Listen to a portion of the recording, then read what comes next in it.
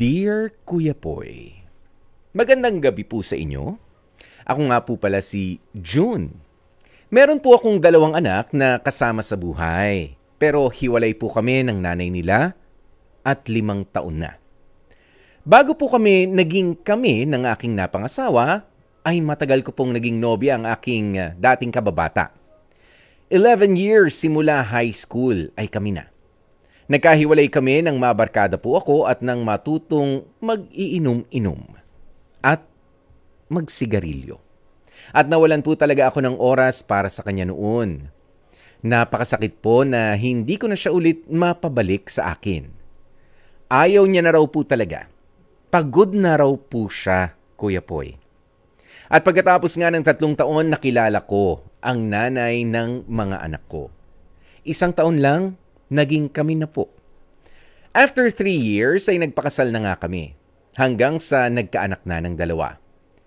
Pero 10 years old yung panganay ko at 8 years old naman yung bunso ko nang di ko inaasahang makita ulit yung dati kong nobya at kababata.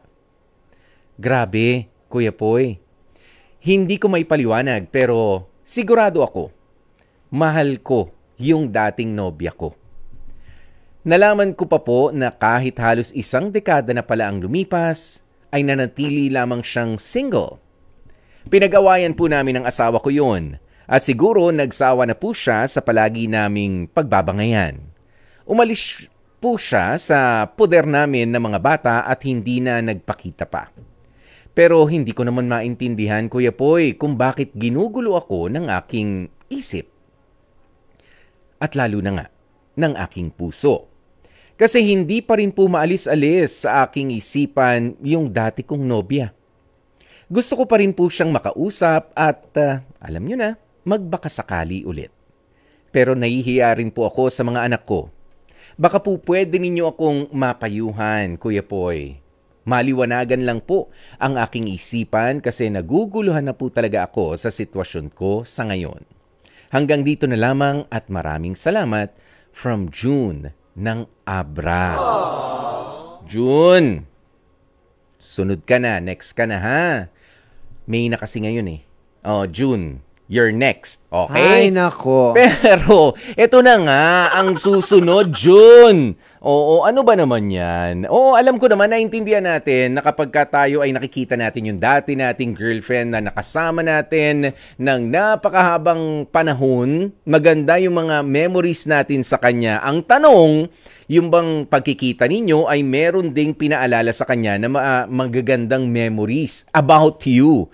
Ha, nagkakumustahan ba kayo? Kumusta ba ang reaksyon niya nung makita ka? Baka naman ikaw lang rin ang nakakaramdam ng something special magpasa hanggang ngayon. But sige, hindi 'yan ang issue. 'Di ba? Ang issue dito ay bakit ka naman bigla-bigla na lang makakaramdam ng ganyan at yun na nga rin yung kasagutan na para bang nanggigigil ka. O na makasama ulit, nanggigigil ka na ikaw ay ano kaya yung ganito. Yung mga what ifs, yung mga ano kaya kung na mga bagay sa ating isipan hindi talaga may iwasan yan. Lalo na kung ikaw ang nakagawa ng kalokohan noong panahon na merong ka sanang pag-asa. Ikaw eh. Oo, pero yung pagiging single niya, malamang personal choice niya yan. O baka meron din siyang, di ba, preference niya yan to stay single. Di ba, unless sinabi niya na hinihintay kita, I was just waiting for you, June. Di ba, ibang usapan yon. Pero kung wala naman, nakita mo lang at mukhang pwede ulit akong bumalik sa kanyang buhay, lalo na. At wala na yung umalis di ba? Umalis yung asawa niyo, bakit ka naman magbubukas agad ng pinto doon sa panibago? Hindi mo pa nga sinusubukan na solusyonan yung problema mo, iniwan ka ng asawa mo, June. Lumayo. Lumayo pansamantala yung asawa mo dahil dyan sa pagkahumaling mo na naman sa ex-girlfriend mo.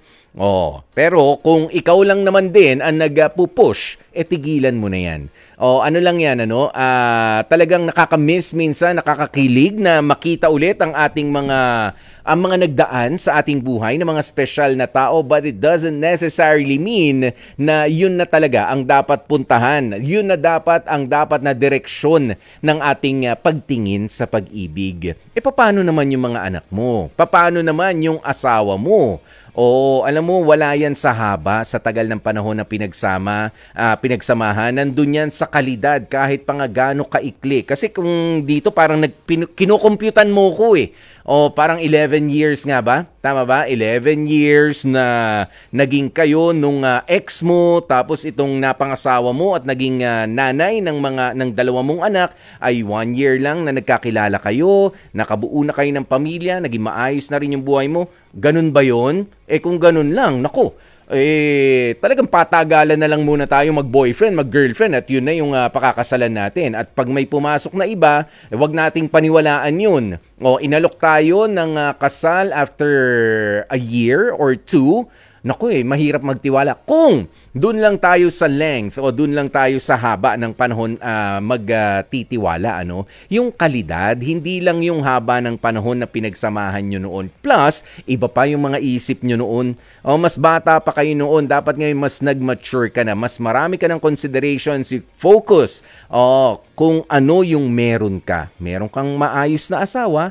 Meron ka rin namang mga magagandang mga anak na I think they deserve. Not I think, I'm sure they deserve na ang lahat ng atensyon mo ay nasa kanila at nandun din sa nanay nila bilang respeto. Kaya wala rin sa aking hindi nakagulat-gulat kung sakaling sumama ang loob ng asawa mo nang dahil sa parang gusto mong bumalik dun sa ex mo nang dahil sa nakita mo lang naman siya.